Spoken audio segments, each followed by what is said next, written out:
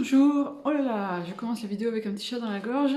Bonjour et bienvenue pour cette nouvelle vidéo, la première de l'année 2023, que je vous souhaite et nous souhaite à tous paisible. C'est bien paisible, non? Paisible, paisible, apaisé. Oh là là, je vous dis ça et mon téléphone se met à pencher. C'est bien comme ça. Ouais. Et voilà. Donc aujourd'hui, je vais vous parler de un thème que j'ai abordé dans mon livre Comment aider votre enfant médium,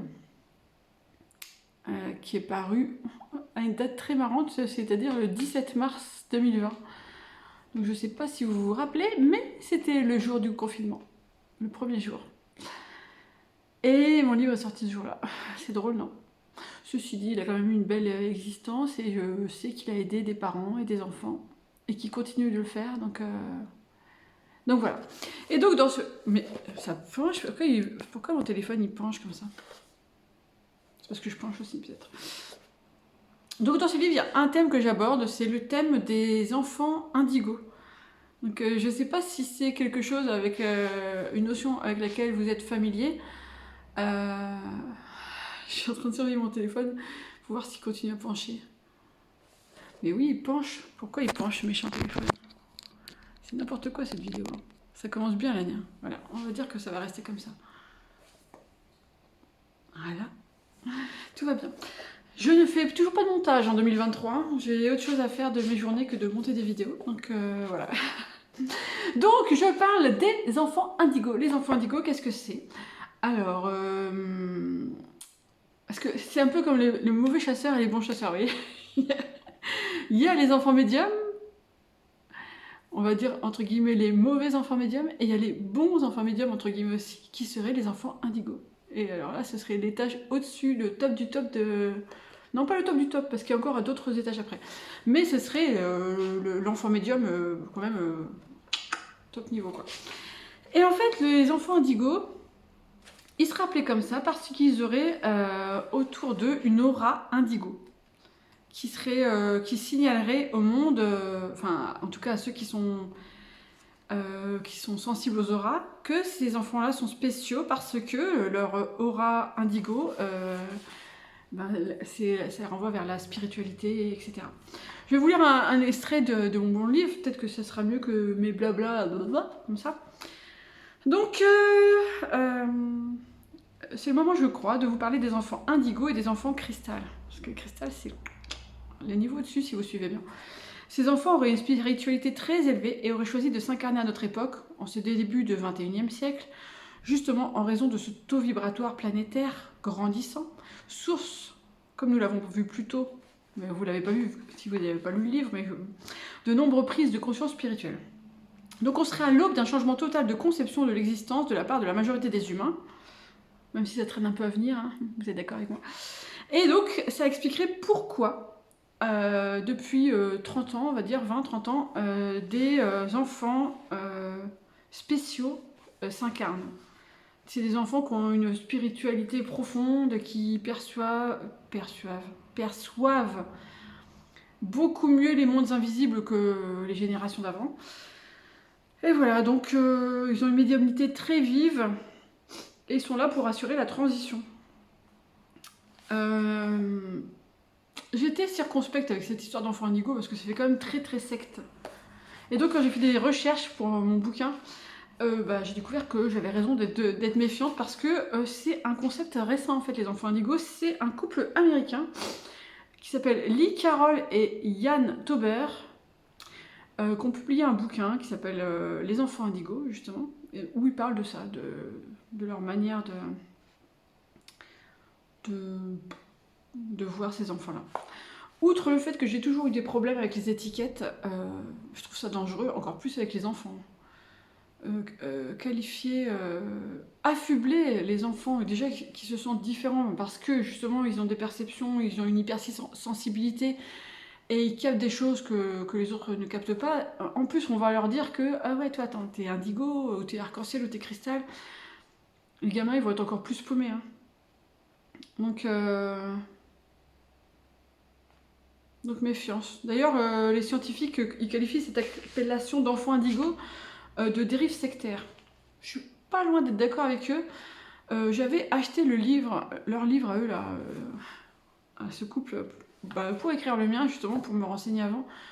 J'ai pas pu le lire en entier. C'était un gloubi-boulga de New Age ésotérique, comme je le déteste. Et donc, j'en reviens au fait que ce qui compte avant tout, c'est l'intelligence du cœur. Et c'est pas les étiquettes indigo, cristal, arc-en-ciel. Alors, cristal, je vais quand même vous dire ce que c'est. Ça serait la génération qui succède aux enfants indigo, c'est-à-dire les enfants nés à partir des années 2000. Donc, ils ont 20 ans maintenant, ces gens-là. En conséquence, ils n'auraient pas besoin d'une aura indigo pour les protéger, car ils ont déjà toutes les connaissances et toutes les facultés en eux. Mais, comme ça ne suffit pas, je ne sais pas si c'est toujours le même couple qui a créé toute la succession, là. Maintenant, il y a les enfants arc-en-ciel. Je suis un peu taquine, hein, mais bon, on a le droit, un petit peu. Il faut un petit peu d'humour dans la vie. Donc, les enfants arc-en-ciel sont nés après 2012. Et eux, bon, là, c'est le haut du panier. Mais moi, je dirais que dans tous les cas, ce sont des enfants qui peuvent être en souffrance et qui sont souvent incompris parce que dans leur entourage, il n'y a pas forcément des médiums, sauf si leurs parents sont médiums. Là, ils ont de la chance. Ou pas, ça dépend. Parce que ça peut ne pas être forcément de la chance. Parce que si votre enfant est médium, que vous êtes médium aussi, et que plus ou moins consciemment, vous le mettez en avant pour vous faire mousser, par exemple. Mais pas forcément consciemment, hein, mais si vous ne le laissez pas vivre sa vie d'enfant, vous lui faites du mal aussi d'une façon ou d'une autre. C'est vraiment super compliqué ces histoires d'enfants médiums. Parce que